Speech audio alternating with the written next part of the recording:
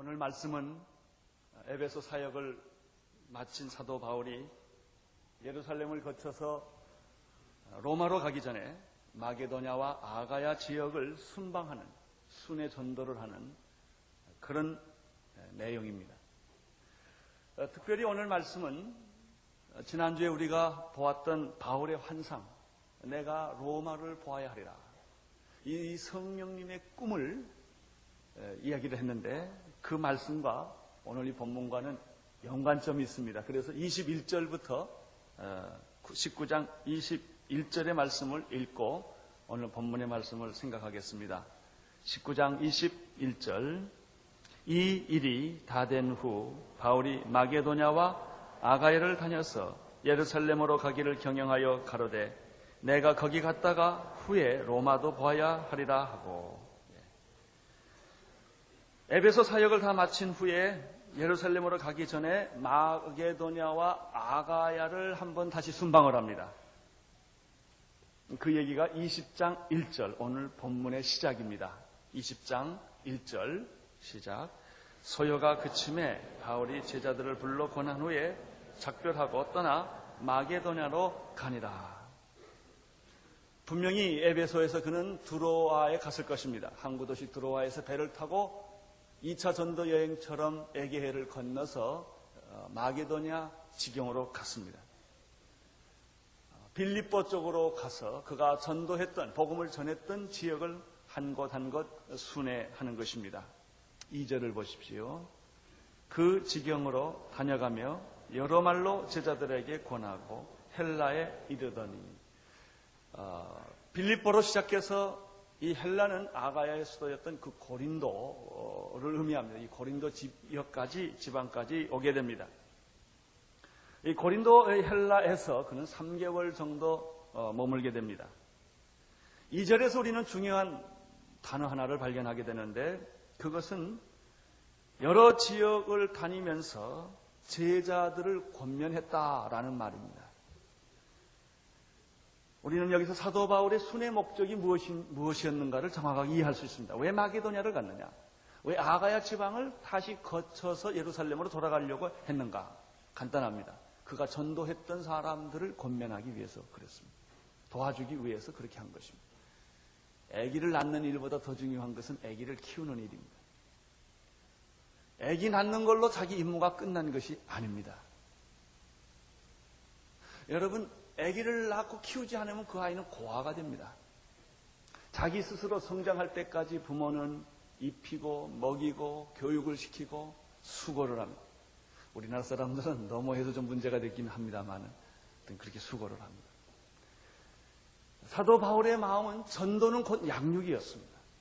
1차, 2차, 3차 전도 여행을 보면 전도하는 것으로 절대 끝나질 않습니다. 내가 복음을 심어준 그 사람, 그 지역, 그 교회에 다시 가서 그들이 잘 양육될 수 있도록 권면하고 위로하고 축복을 하고 가르치는 그런 작업을 계속하는 것입니다. 에베소에서 2년 동안 사역한 것은 쉬운 일이 아니었습니다. 그는 빨리 예루살렘으로 돌아가서 유월절을 지키고 싶었습니다. 그렇지만 그의 마음속에는 자기가 전도했던 사람을 잊을 수가 없어서 다시 그는 마게도냐 지방으로 돌아가서 권면하고 위로하고 축복한 그런 시간을 갖습니다. 특별히 초대교회 성도는 우리들의 입장과 다릅니다. 예수 믿는 문화나 예수 믿는 사회가 아닙니다. 예수 믿는 사람들은 극히 소수였습니다. 쫓겨다니는 사람이었고 박해와 순환 속에 있었던 사람들이었습니다. 진리도 중요하지만 그들에게 중요했던 것은 진리를 지키며 살 수 있도록 도와주고 격려하고 위로하고 권면하는 그런 일들이 필요로 했습니다. 그래서 마게도냐 지방으로 갑니다. 두 번째 이유는 이 성경에는 없습니다만은 마게도냐 지방으로 가는 또 하나의 중요한 이유가 있습니다. 그것은 성경을 쓰기 위해서였습니다. 1차 전도 여행을 마치고 안디옥에 가서 갈라디아서를 씁니다. 2차 전도 여행 때 1년 반 동안 고린도에 머물게 되었는데 그때 데살로니가를 씁니다. 그리고 3차 전도 여행 때는 에베소에서 2년을 머물게 되는데 고린도 전서를 쓰고 이제 마게도냐로 가서 고린도 후서를 마무리를 합니다. 그리고 특별히 이 고린도, 이 헬라라는 곳에 3개월 머물면서 그 유명한 로마서를 쓰게 됩니다. 얼마나 놀라운 일입니까? 이렇게 보면 바울이 열심히 일할 때도 중요하지만 일을 하지 않고 이렇게 한 곳에 오래 머무를 땐 더 큰 일이 일어난다는 것입니다. 하나님이 하시는 일은 그렇게 객관적으로 다 평가할 수 없는 오묘한 섭리가 거기에 있습니다. 자기가 전도했던 성도들과 교회들을 염려하면서 그들을 격려하기 위하여 쓴 편지가 오늘날 우리가 읽는 이 성경이 된 것입니다. 얼마나 놀라운 일입니까? 그러나 이 사도 바울은 그가 가는 곳마다 언제나 그의 사역을 통하여 마주쳐야 했던 적들을 또 만나게 됩니다. 반대하는 세력이 끊임없이 사도 바울을 주변에 맴돌았던 것이죠. 사도 바울의 1차, 2차, 3차 전도 여행과 사도 바울의 생애를 보면요, 이런 말이 생각이 나요. 반대하는 사람은 항상 있다. 반대하는 사람은 항상 있어요. 불편한 사람은 언제든지 있기 마련이에요. 아마 그 사람이 없는 것은 천국이 아닐까 그런 생각이 듭니다. 그러니까 불편하게 하고 반대하고 여러분을 괴롭히는 사람은 항상 있다는 것을 전제로 하고 사는 것이 아예 편안합니다. 그러나 그 사람들은 우리를 단순히 괴롭히는 역할을 하는 것이 아니라 우리로 하여금 더욱 성숙하고 하나님의 더 일을 크게 하는 자극제가 된다고 하는 사실입니다. 3절을 보십시오. 3절 시작. 거기 석 달 있다가 배 타고 수리아로 가고자 할 때 유대인들이 자기를 해하려고 공모함으로 마게도냐로 돌아가기로 작정하니. 사실 사도 바울은 고린도에서 3달 있다가 배를 타고 예루살렘으로 바로 가고 싶었어요. 여행하는 사람만이 알죠. 얼마나 피곤하고 지치겠습니까? 그래서 그는 수리아의 안디옥 쪽으로 바로 배 타고 가려고 했는데 마침 자기를 아주 힘들게 하고 죽이려고 하는 그 유대인의 무리들이 또 나타난 거예요. 아마 그 수리아 쪽으로 바로 떠나지 못한 것은 바로 그 고린도 그에서 배 타고 갈 그 항구 도시에 바울을 죽이려는 사람들이 거기 진을 쳤던 것 같아요. 아, 이쪽으로 배 타고 가니까. 그래서 사도 바울은 그 배를 타고 가지를 못하고 당신은 다른 사람들은 다 미리 보내고 당신은 이 거꾸로 마게도냐 위쪽으로 다시 또 올라가서 아주 먼 길을, 고통스러운 길을, 힘든 길을 또 다시 이렇게 반복해서 가게 되는 것입니다. 여기에 메시지가 있어요. 여기에 놀라운 교훈이 있습니다. 저는 이걸 가만히 보다가 참 하나님이 마게도냐 사랑한다. 그런 생각을 해요. 마게도냐도 하나님이 참 사랑한다. 사도행전 16장 6절에서 사도 바울이 아시아를 전도하고 있었을 때, 열심히 전도하고 있었을 때, 열매가 막 일어나고 있었을 때 하나님의 성령이 아시아 전도를 막습니다. 바울이 이상하게 생각합니다. 왜 하나님의 성령이 자꾸 이거 막을까? 그날 밤에 환상을 보았습니다. 마게도냐 사람이 나타난 것입니다. 와서 우리를 도우십시오. 이런 환상을 봅니다. 사도 바울은 거기에서 자기의 생각과 계획을 꺾고 즉시 순종을 합니다. 드로아에 가서 배를 타고 마게도냐로 갑니다. 알지 못하는 것입니다. 그렇지만 그는 순종하고 거기를 떠납니다. 하나님은 마게도냐를 사랑하셨던 것입니다. 하나님은 여러분도 이렇게 사랑하십니다. 최근에 일본에 지진이 일어났습니다. 근 5천 명에 가까운 사람이 지금 죽었습니다. 우리나라 백성도 많이 죽었습니다. 저는 요즘 이 사실이 굉장히 제 마음을 이렇게 부담스럽게 만듭니다. 아주 부담스럽게 만듭니다. 이게 무슨 일일까? 보통 사건이 아닌 것 같아요. 어떤 사람은 싸다, 싸. 우리나라를 그렇게 괴롭히더니 그거 봐라. 그렇게 뭐 물질 자랑하고 과학 자랑하고 뭐 세계에서 뭐 이러다더니 하나님 한번 혼내준다. 이렇게 말하는 사람이 있어요. 어떻게 생각하면 그 말이 또 맞는 것 같기도 하기도 해요.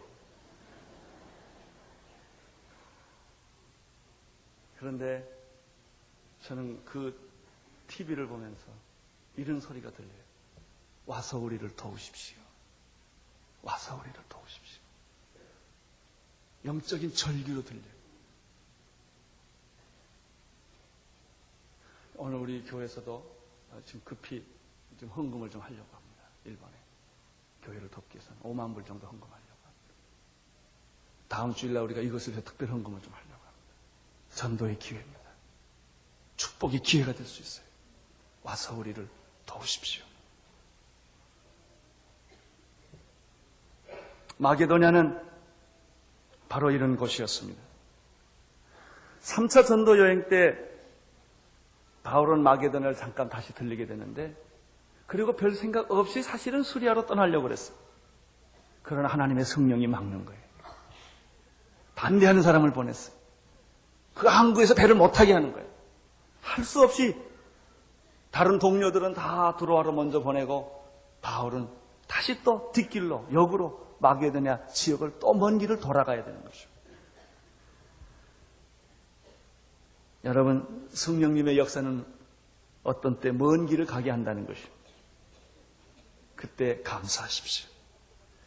어떤 때는 잘 되는 일을 통하여 영광도 받으시지만 안 되는 일을 통하여 영광을 더 크게 받으실 때가 많습니다. 성공을 통하여 하나님이 영광을 받으시지만 실패를 통하여 더 큰 영광을 받을 수가 있습니다. 하나님의 방법입니다. 이것은 하나님의 놀라운 역사인 것입니다.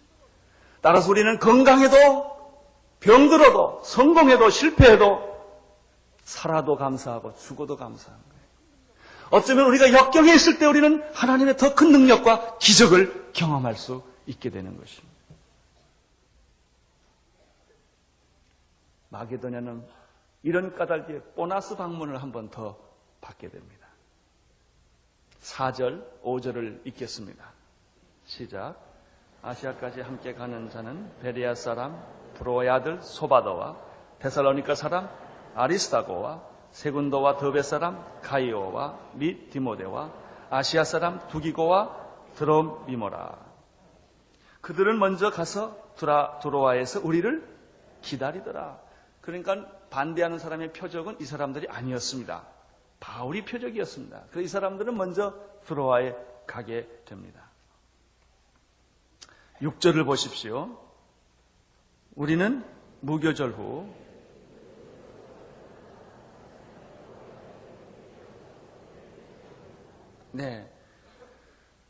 사실은 이 무교절을 여기서 지내고 싶지 않았지만은 무교절을 여기서 지나게 되고 빌립보로 다시 돌아와서 배를 타고 드로아로 닷새만에 갑니다. 지난번에 하나님이 드로아에서 빌립보를 보낼 때는 이틀이었어요. 오늘은 5일 걸렸습니다. 드로아에 도착을 했습니다. 이레라는 말은 7일이라는 뜻입니다. 일주일 동안 드로아에 머물게 됩니다. 바울이. 7절을 보겠습니다. 7절 시작. 안식일 후 첫날에 우리가 떡을 떼려 하여 모였더니 바울이 이튿날 떠나고자 하여 저희에게 강론할세 말을 밤중까지 계속하며, 이제 드로아에서 바울을 만난 초대교회 성도들은 이제 바울이 왔으니까 예배와 집회를 하기를 원했던 것이에요. 이 모임에서 7절, 8절, 9절에서 우리는 초대교회는 어떤 형태의 예배를 드렸나, 초대교회 교회는 어떤 형태의 교회를 가지고 있는가를 여기서 우리가 몇 가지를 쉽게 좀 찾아볼 수가 있습니다. 첫째는 7절에 보면은 안식 후 첫날이라는 말을 썼습니다. 그들이 모인 날은 안식 후 첫날, 우리가 지금 지키는 주일이었습니다. 그러니까 그때부터 주일을 지키고 있었다는 사실을 우리가 알게 되는 것이죠. 또 하나 초대교회의 특이한 점 하나가 있습니다. 그것은 떡을 뗐다고 하는 것입니다. 그들이 모일 때 떡을 뗐습니다. 떡을 뗀다는 것은 여기서 성찬과 애찬을 두 가지 다 의미를 하는 것입니다. 그들은 모일 때마다 떡을 뗐어요. 오늘날 교회의 이 점에 있어서 문제가 있습니다. 1년에 한 번 내지 두 번 성만찬하고 끝내버리는 것입니다. 그렇지 않습니다. 교회는 매일 만나서 떡을 떼며 애찬과 성찬을 나누며 그리스도의 십자가를 생각하며 그리스도의 증인으로서 성도의 교제를 가지면서 세상에 나갈 수 있는 힘을 받아야 하는 것이 교회입니다. 저희 교회는 한 달에 한 번씩 성만찬을 합니다만은 사실 매주일 했으면 참 더 좋을 것입니다. 우리는 여기서 떡을 떼는 교회, 안식 후 첫날에 모이는 교회 모습을 보게 됩니다. 그 다음에 그 교회에서 그들은 무엇을 했느냐면 말씀을 들었다는 것입니다. 여기서 보면 밤중에 말씀을 들었는데 아마 그 당시에는 우리 요즘처럼 주일날이 제도화됐거나 이렇게 교회가 제도화된 것이 아니었기 때문에 낮에 모이지를 못하고 여기서 밤에 모이는 걸 볼 수가 있습니다. 그리고 밤중까지 모였습니다. 아마 그들은 밤늦게까지 모여서 성경 공부도 하고 설교도 듣고 했던 것이죠. 그 당시에는 물론 교파가 없었겠죠. 그 당시에는 이런 교회가 없었겠죠. 그래서 그들이 모일 수 있었던 것은 어떤 큰 집, 비교적 큰 가정집에 모였죠. 이걸 가리켜 우리가 가정교회라고 하는 것입니다. 이것이 초대교회 원형이에요. 여기에 떡댐이 있고 성만찬이 있고 말씀이 있고 정말 가족끼리 모이는, 거기 뜨거운 사랑이 있고 교제가 있는, 그것이 바로 교회인 것입니다. 그러나 오늘날 교회가 제도화되고 건물이 생기고 교파가 생기고 이렇게 많이 함으로 건물은 많아졌고 사람은 많아졌지만 정말 그리스도의 사랑과 교제와 성찬과 보혈과 말씀이 교회 안에 점점 메말라간다는 사실입니다. 8절 9절을 계속해서 보겠습니다. 8절 9절 시작.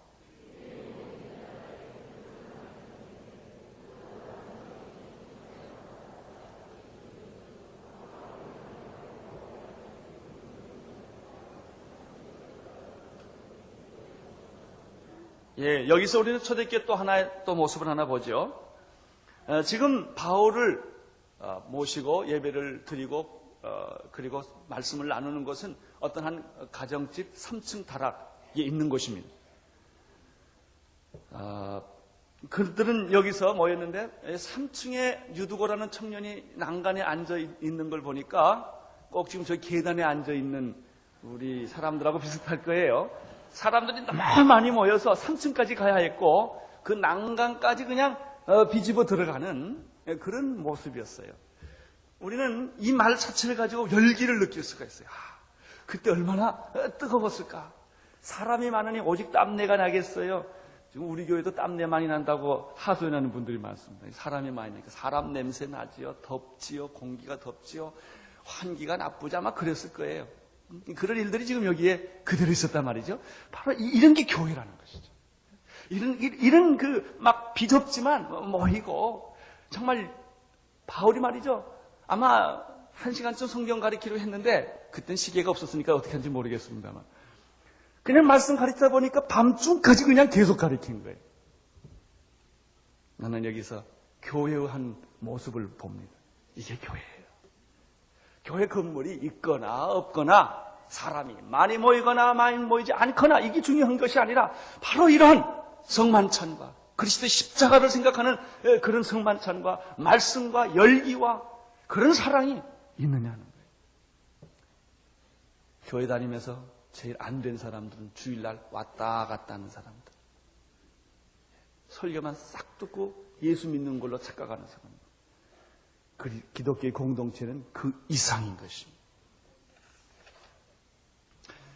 그 모임에 한 에피소드가 있었습니다. 다행하다는 뜻을 가지고 있는 유두고라는 청년이 있었는데 유두고는 정말 다행한 사람이에요. 이름 그대로 죽었다가 살아났으니 얼마나 다행합니까? 이 청년이 아마 그 집에서 일하는 한 아이였던 것 같습니다. 이 청년이 3층 난간에서 예배를 드렸고 말씀을 들었습니다. 사람은 많고 공기는 탁하고 환기도 되지 않는 상태에서 사도 바울의 말씀을 듣다가 이 유두고라는 청년이 피곤에 못 이겨 졸다가 3층에서 떨어져 죽었어요. 말씀 도중에 일어난 사건이라 얼마나 놀랬겠습니까? 여러분이 유두고가 죽게 된 것을 너무 이렇게 악의적으로 해석하지 않기를 바랍니다. 그것 봐라, 내가 그러지 말라고 그랬는데 그렇게 까불다가 그랬다. 그래서 유두고의 예배드리는 자세가 나쁘다. 그렇게까지 갈 거 없습니다. 왜냐하면 사도 바울도 욕을 안 했더라고요. 또 이거 한 자연스러운 현상이에요. 말씀 듣다 졸 수 있거든요. 제가 조는 사람을 다 이해합니다. 그래서 이게 사람이 많고 말씀이 막 계속되니까 아마 낮에 또 일을 열심히 했던 것 같아요. 집중력이 떨어져서 졸다가 떨어졌어요. 떨어졌는데 그냥 죽었어요.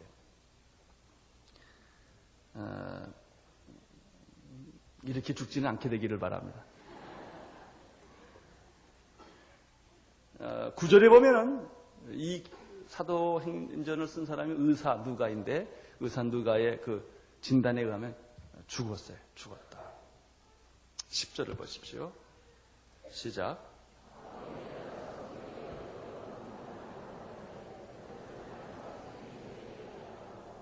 네, 올라가 떡을 떼어 먹고 오랫동안 곧 날이 새기까지 이야기하고 떠나니라. 이렇게 되어 있습니다. 툭 떨어져서 사람이 죽으니까 설교를 할 수가 없죠. 바울이 뛰어들어갑니다. 근데 재미있게 사도 바울이 이 사람의 몸을 껴안습니다. 특이한 방법으로 접근을 합니다. 이런 방법은 구약에 있었습니다. 엘리야와 엘리사가 구약에서 보면은 어린아이가 죽었을 때 눈과 눈을 맞대고 코와 코를 맞대고 입과 입을 맞대고 시체를 껴안죠. 그리고 기도해가지고 살려내는 일이 있습니다. 지금 사도 바울이 그런 방법을 쓰는 것입니다. 아주 특이하게 이렇게 안수하고 이런 게 아니라 이 죽은 사람을 껴안습니다. 사람들에게 조용하라고 말했습니다. 그리고 한참 있다가 생명이 있다고 말했습니다. 두 가지로 해석할 수가 있습니다. 떨어졌는데 기절했는데 죽은 것처럼 보였다가 살아날 수도 있고 정말 죽었는데 엘리야나 엘리사처럼 생명이 돌아올 수도 있는 것입니다. 실제로 이런 일이 한번 우리에게 있었습니다. 대만에서 경배와 찬양이 작년에 한 수천 명, 굉장히 많은 사람을 모아놓고 경배와 찬양을 하다가 2층에서 한 10m 데서 한 사람이 세면바닥으로 떨어졌어요, 아이가. 그래서 갔어요, 그냥. 얼마나 놀랐겠어요. 그래가지고 우리 그때 성도들도 거기 다 있었어요. 그냥 굉장했죠. 그게 그냥 겁이 나서 하성교사랑 스태프들이 모여가지고 막 기도를 했는데 뭐 이상한 걸 토하더래요. 토하고 그래서 하성교사가 너무 겁이 나서 신문지로 그걸 가렸대요. 그러더니 부시시 깨어났어요. 아무 상처 없이 깨끗이 일어났어요. 저한테 돌아와서 형님 내가 얼마나 놀랐는지 아십니까? 그게 굉장히 큰 일이죠. 그런 일이 있었습니다. 여기 지금 하나님의 기적이 일어났어요. 하나님의 능력이 나타난 것입니다. 그들은 사람이 살아나니까 다시 떡을 떼며 날이 새기까지 철야를 하면서 은혜를 나누었다. 그렇게 11절에 말하고 있습니다. 여러분, 밤새도록 주님의 은혜를 노래해 본 일이 있습니까? 너무 좋아서. 새벽 동이 틀 때까지 성경 읽고, 얘기하고, 교제하고, 그런 뜨거운 사랑을 나누는 것입니다. 12절을 한번 다시 보십시오. 12절 시작. 자, 사람들이 이제 유도가가 살아나니까 그 사람을 데리고 와서 굉장한 위로를 받은 거예요. 왜 그럴까요? 유두고를 보니까 하나님이 살아 계신 거예요. 유두고는 가는 데마다 그 사람은 자기의 삶이 하나의 간증이 되었을 거예요. 여러분은 어떻습니까? 여러분이 가는 곳마다 여러분이 하나님을 보여주는, 예수님을 보여주는, 여러분을 보니까 하나님이 살아있다. 그렇게 간증할 만한 것이 있습니까? 있게 되기를 바랍니다. 어떤 사람은 여러분 보면은 예수 믿을 맛이 전혀 안 나게. 아이, 당신이 예수 믿어? 그런 사람이 있어요. 너나 나나 뭐 다른 게 뭐 있냐. 유두고를 보면 사람들이 분명하거든요. 죽었다가 살아났으니 나는 여러분의 이런 흔적이 있게 되기를 바랍니다. 여러분의 삶에도 누구든지 여러분을 보면서 예수님을 느끼는, 예수님을 만나는 그런 축복이 있게 되기를 바랍니다. 이 13절로 넘어가면, 13절로 넘어가면 아주 특이한 말씀 하나를 여기서 우리가 발견하게 됩니다. 자, 13절은 먼저 읽겠습니다. 13절 시작. 우리는 앞서 배를 타고 아소에서 바울을 태우려고 그리로 행선하니 이는 자기가 도보로 가고자 하여 이렇게 정하여 준 것이다. 예. 드로아에서 기적이 일어났는데 밤새도록 새벽까지 얘기를 하고 또 떠나는 거예요. 떠나는데 보니까 이 아소로 가는데 제자들과 다른 사람은 다 배 타고 가게 됐는데 이 바울만 걸어갔다는 것입니다. 앞뒤에 설명이 별로 없습니다. 도보로 갔다 이런 말이 있습니다. 드로아에서 아서까지 약 20마일, 한 30km 좀 넘는 우리나라식으로 말하면 한 80리가 되는 거리입니다. 그 길을 걸었다 하는 것입니다. 이것이 아무것도 아닌 말씀이 있을지만 제게는 굉장히 이게 눈에 보이는 사건이에요. 왜 그랬을까? 아마 고린도에서처럼 자기를 핍박하는 유대인이 또 기다리고 있으니까 배를 못 탔을지도 모르겠습니다. 아니면 그 지방에 어떤 자기가 신방해야 할 성도들이 있어서 그렇게 했는지도 모르겠습니다. 또 어떤 사람은 배 타기 싫어서 그랬는지 모르겠더니 이 말은 맞지 않는 것 같아요. 그러나 저는 이 말에 주목을 하게 되는 것은 그가 약 80리의 길을 홀로 걸어갔다는 것입니다.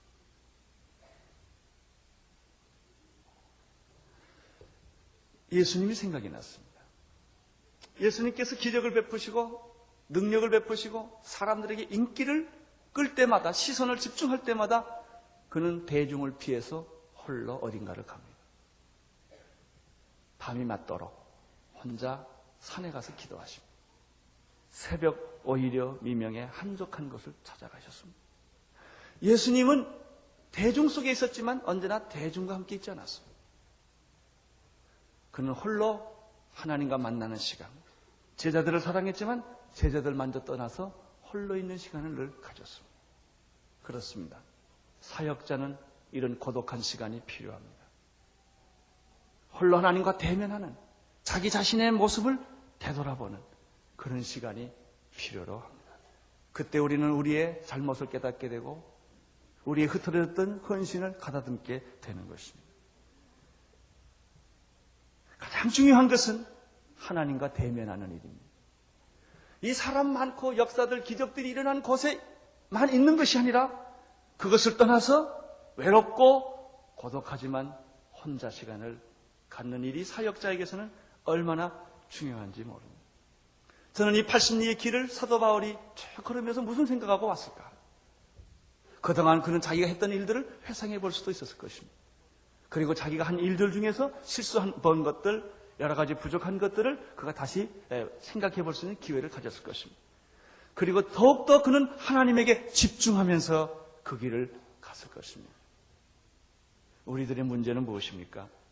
주님의 일을 하면서 주님을 잊어버리기 쉽다는 데 있습니다. 모든 일들이 잘 되고 기적이 일어날 때는 하나님께 영광도 되지만 사실은 자기에게 도취하는 거예요. 그 영광에 도취돼서 주님을 잊어버리기가 쉽습니다. 반대로 어떤 계획된 일이 되지 않았고 어떤 목표가 성취되지 않았고 이렇게 될 때는 하나님을 바라보지 못하고 자꾸 하나님께 원망하는 일이 생겨요. 자기의 무력함과 비참함 속에서 주님을 바라보지 못하고 자꾸 섭섭한 감정이 생기기가 쉽습니다. 설교자의 최대 위기는 무엇인가? 설교에는 관심이 있고 주님에게 관심이 없을 수 있다는 것입니다. 나는 어떻게 하면 설교를 잘할까? 그래서 열심히 준비하고 하지만 이 설교를 통하여 그리스도께서 어떻게 영광을 받으시며 예수님을 어떻게 보여주는가에 대해서 잊어버릴 수 있다는 것입니다. 모든 사역자의 문제가 여기에 있습니다. 주님을 위해서 일을 하지만 주님이 없을 수 있다는 것입니다. 그냥 일에 빠져버리고 마는 것입니다. 나는 여기서 사도 바울의 지칠 줄 모르는 그 열정을 봅니다. 사도 바울이 지금 1차, 2차, 3차 전도 여행을 쫙 우리가 한 것을 보았는데 그걸 보면 사도 바울이 무슨 일을 했다. 아시아를 전도했다. 빌립보를 전도했다. 데살로니가를 전도했다. 베레아를 전도했다. 고린도를 전도했다. 아덴을 전도했다. 그가 에베소를 전도했다는 것보다 더 중요한 게 있어요. 그곳에서 사역이 아니라 주님을 사랑하는 열정이에요. 그런 일들은 있을 수도 있고 없을 수도 있어요. 그가 로마를 봐야 되겠다. 로마가 중요한 게 아니에요. 로마보다 더 중요한 것이 있으면 그는 거기를 갔을 거예요. 그는 제도나 방법이나 일이 중요하지 않았습니다. 대부분의 많은 사람들은 선교사로 갑니다. 그러면 선교센터부터 짓습니다. 사도 바울은 선교센터 짓는 일이 없었습니다. 자신이 선교센터. 그의 관심은 전도하는 데 있었습니다. 어떻게 하면 예수 그리스도를 전할 수가 있을까? 어떻게 하면 복음이 없는 곳에 그리스도를 전할 수가 있을까? 성공이냐, 실패냐, 건강이냐, 그가 병든 것이냐, 이런 건 중요하지 않아요. 내 계획이 이루어졌느냐, 이루어지지 않았느냐, 이런 것도 중요하지 않아요. 우리는 일반적으로 자기 계획 속에 주님을 집어넣으려고 하는 거예요. 계획이 안 되면 좀 어때요? 주먹구구식으로 하면 안 된다고. 물론 안 되죠. 주먹구구식으로 해서 될 수도 있어요.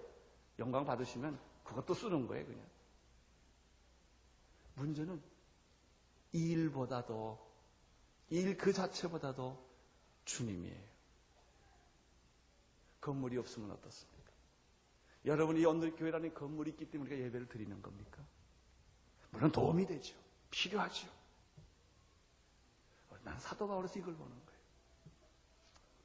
도적의 위험과 강의 위험과 배고픔과 그가 매맞아 죽을 뻔하고 멀리 피해가야 하고 도망가야 하고 그런 여러 가지 일들이 있지만 이 성경을 보면 사도 바울이 그것 때문에 상처받았다 이런 말 한 번도 없어요. 그것 때문에 고통을 느꼈다, 좌절감을 가졌다 이런 게 없어요. 내가 마음의 사형 선고를 받고 살 소망까지 끊어졌지만 그러나 내가 더 고통하는 것이 하나 있다. 그것은 주님의 교회를 위한 고통이었다. 그는 사람에게 관심이 있었어요.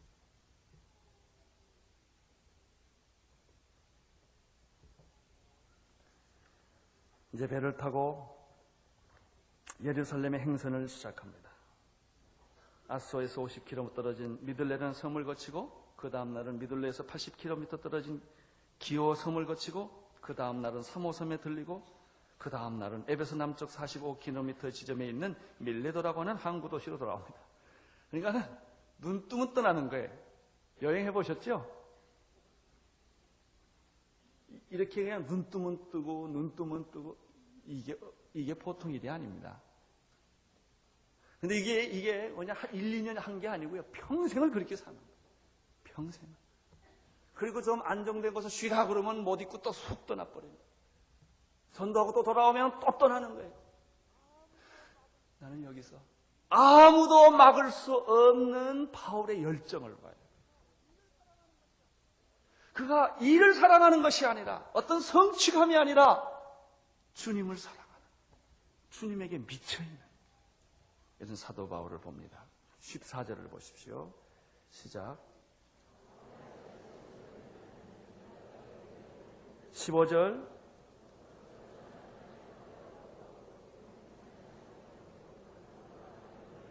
그 다음 날 이제 마지막으로 16절을 읽으십시오.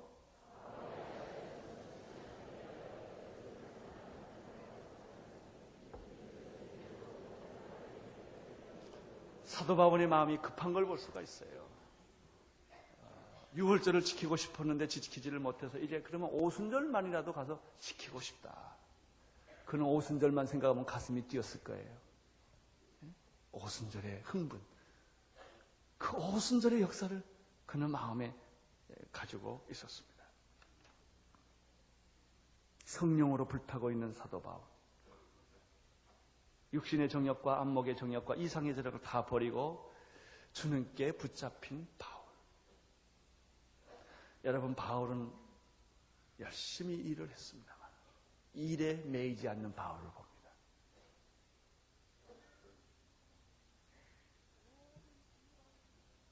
모든 이방인들을 그리스도에게 접붙여야 된다는 이 생각, 그거 하나가 그를 붙잡고 있는 것뿐입니다.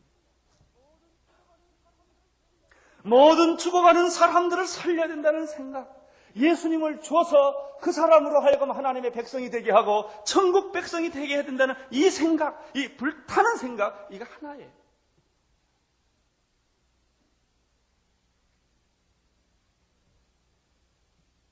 사도 바울은 빌립보서 1장 20절과 21절에서 그는 이런 고백을 했습니다. 나의 간절한 기대와 소망을 따라 아무 일에든지 부끄럽지 아니하고 오직 전과 같이 이제도 온전히 담대하여 살든지 죽든지 내 몸에서 그리스도가 존귀하게 되기를 원하노라. 여러분에게도 이런 고백이 있습니까? 여러분도 그렇습니까? 살든지 죽든지 예수님만 나타나면 좋겠다. 그 다음에 그는 21절에서 아주 중요한 말을 했습니다. 이는 내게 사는 것이 그리스도니. 여러분도 그렇습니까? 여러분의 삶의 목표가 그리스도이십니까? 그분 때문에 결혼하셨습니까? 그분 때문에 공부하십니까? 그분이 예수님이십니까? 내가 사는 것이 그리스도다. 사는 것이 그리스도이면 죽는 것도 유익하다. 죽음이 문제가 되지 않다 하는 것입니다. 그리스도에게 지배를 받게 된 사도 바울은 사도 바울을 둘러싸고 있는 환경을 지배할 수 있었습니다. 그리고 자기의 야망도 지배할 수 있었습니다. 그는 환경을 변화시켰고 주변의 사람들을 변화시켰습니다. 그리고 그는 세상을 변화시켰습니다. 아무 누구도 바울을 막을 자가 없습니다. 그 마음에 있는 기쁨과 평안을 빼앗을 수가 없었습니다. 그는 줄기차게 다음 나의 목표는 로마다. 다음 나의 목표는 로마다. 그는 사람을 보고 있었지만은, 사람과 대화하고 있었지만은 그의 눈은 언제나 저 건너편에 있었습니다. 여러분은 무엇을 보고 사십니까? 오늘 하루 수입을 보고 사십니까? 땅을 보고 사십니까? 대학교 입학했다 떨어졌다 이것 때문에 여러분의 인생이 왔다 갔다 합니까? 물론 중요한 거죠. 물론 중요한 것이죠. 그리스도에게 붙잡힌 바 되기를 바랍니다. 그분을 위해서 여러분의 생애를 아낌없이 바쳐도 결코 후회함이 없습니다. 사도 바울은 이 지상에서 가장 고난 속에 살았던 사람이지만 그 사람처럼 행복하게 산 사람이 없어요. 자기가 하고 싶은 일을 했으니까. 하나님의 축복이 여러분에게 함께 하시길